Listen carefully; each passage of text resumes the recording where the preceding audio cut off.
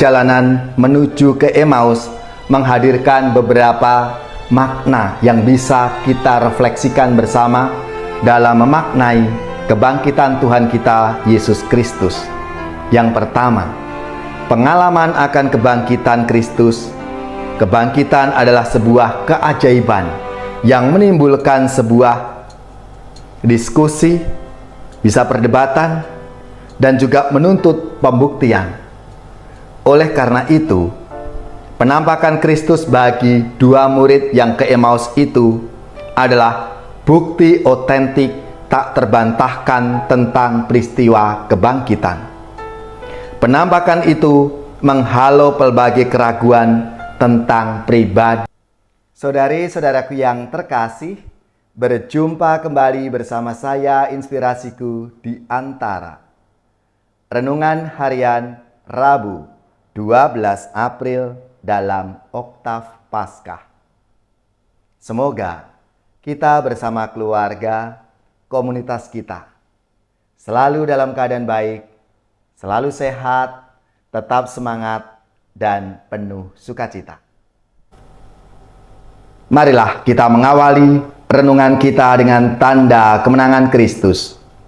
Dalam nama Bapa dan Putra dan Roh Kudus. Amin. Allah Bapa sumber pembaharuan, kami telah Kau anugerahi daya hidup baru berkat kebangkitan Yesus Putramu.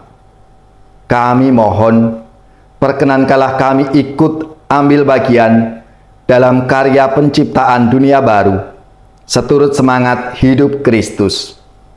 Sebab Dialah Tuhan pengantara kami, yang bersama dengan Dikau dalam persatuan Roh Kudus, hidup dan berkuasa Allah sepanjang segala masa. Amin. Dalam nama Bapa dan Putra dan Roh Kudus. Amin.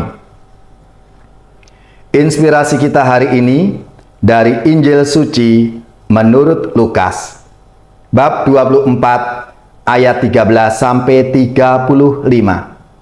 Marilah kita baca bersama-sama dan kita renungkan.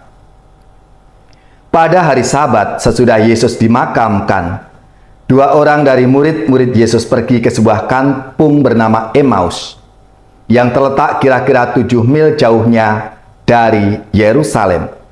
Dan mereka bercakap-cakap tentang segala sesuatu yang telah terjadi. Ketika mereka sedang bercakap-cakap dan bertukar pikiran, datanglah Yesus sendiri mendekati mereka, lalu berjalan bersama-sama dengan mereka. Tetapi ada sesuatu yang menghalangi mata mereka, sehingga mereka tidak dapat mengenali Dia. Yesus berkata kepada mereka, "Apakah yang kamu percakapkan sementara kamu berjalan?" Maka berhentilah mereka dengan muka muram. Seorang dari mereka namanya Kleopas menjawabnya, "Adakah engkau satu-satunya orang asing Yerusalem yang tidak tahu apa yang terjadi di situ hari-hari belakangan ini?" Katanya kepada mereka, "Apakah itu?" Jawab mereka, "Apa yang terjadi dengan Yesus orang Nazaret? Dia adalah seorang nabi yang berkuasa dalam pekerjaan dan perkataan di hadapan Allah dan di depan seluruh bangsa kami. Tetapi imam-imam kepala dan pemimpin-pemimpin kami telah menyerahkan Dia untuk dihukum mati, dan mereka telah menyalibkannya. Padahal kami dahulu mengharapkan bahwa Dialah yang datang untuk membebaskan bangsa Israel. Tetapi sementara itu lewat 3 hari sejak semuanya itu terjadi, dan beberapa perempuan dari kalangan kami telah mengejutkan kami. Pagi-pagi buta mereka telah pergi ke kubur dan tidak menemukan mayatnya. Lalu mereka datang dengan berita bahwa telah kelihatan kepada mereka malaikat-malaikat yang mengatakan bahwa Yesus hidup. Dan beberapa teman kami telah pergi ke kubur itu dan mendapati bahwa memang benar yang dikatakan perempuan-perempuan itu, tetapi Yesus sendiri tidak mereka lihat. Lalu Ia berkata kepada mereka, Hai kamu orang bodoh, betapa lambannya hatimu sehingga kamu tidak percaya akan segala sesuatu yang telah dikatakan para nabi. Bukankah Mesias harus menderita semuanya itu untuk masuk dalam kemuliaannya? Lalu ia menjelaskan kepada mereka apa yang tertulis tentang dia dalam seluruh kitab suci, mulai dari kitab-kitab Musa dan segala kitab-kitab nabi. Sementara itu mereka mendekati kampung yang mereka tuju. Ia berbuat seolah-olah hendak meneruskan perjalanannya. Tetapi mereka mendesaknya dengan sangat. Tinggallah bersama-sama dengan kami, sebab hari telah menjelang malam dan matahari hampir terbenam. Lalu masuklah ia untuk tinggal bersama-sama dengan mereka. Waktu duduk makan dengan mereka, ia mengambil roti, mengucap berkat, lalu memecah-mecahkan roti itu dan memberikannya kepada mereka. Ketika itu terbukalah mata mereka, dan mereka pun mengenali dia, tetapi Yesus lenyap dari tengah-tengah mereka. Kata mereka seorang kepada yang lain, "Bukankah hati kita berkobar-kobar ketika ia berbicara dengan kita di tengah jalan, dan ketika ia menerangkan kitab suci kepada kita?" Lalu bangunlah mereka dan langsung kembali ke Yerusalem. Di situ mereka mendapati ke-11 murid, mereka sedang berkumpul bersama teman-teman mereka. Kata mereka kepada kedua murid itu, "Sungguh, Tuhan telah bangkit dan telah menampakkan diri kepada Simon." Lalu kedua orang itu pun menceritakan apa yang terjadi di tengah jalan dan bagaimana mereka mengenali Yesus pada waktu ia memecah-mecahkan roti. Demikianlah sabda Tuhan. Terpujilah Kristus.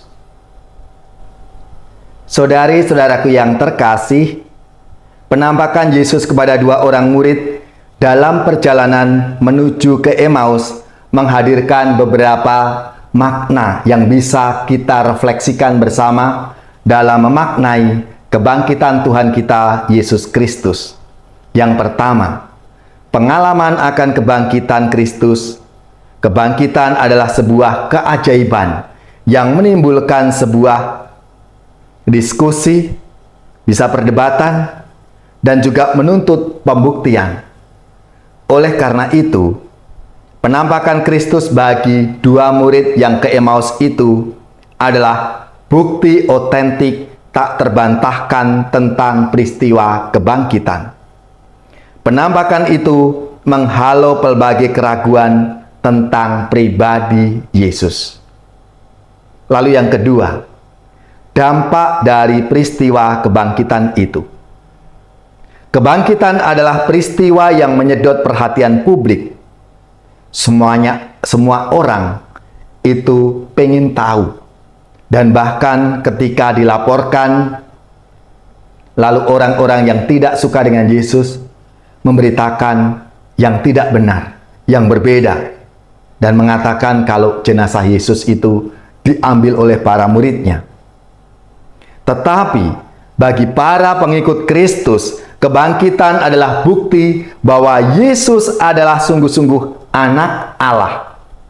Dengan itu, para pengikut Kristus kian kokoh untuk percaya kepada Allah dan semakin yakin untuk meneruskan berita kebangkitan itu kepada dunia, kepada semua orang.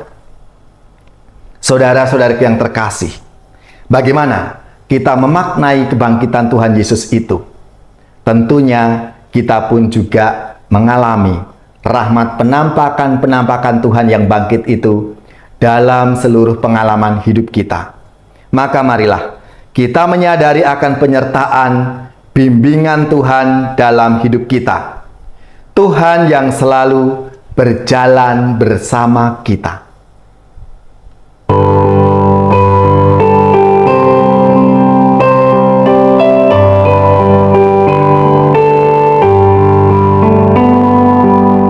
Patut semua pujilah Tuhan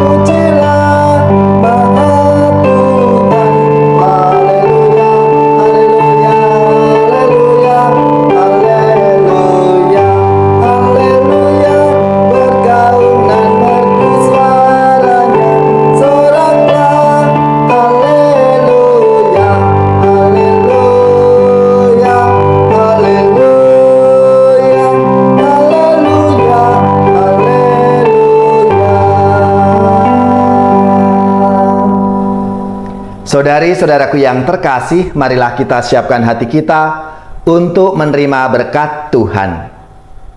Semoga saudara-saudari sekalian, keluarga-keluarga kita, orang-orang yang kita doakan, mereka yang sakit, yang menderita, seluruh tugas, belajar, pekerjaan, usaha, serta karya pelayanan kita, dibimbing, dilindungi dan diberkati oleh Allah yang Maha Kuasa, Bapa dan Putra dan Roh Kudus. Amin.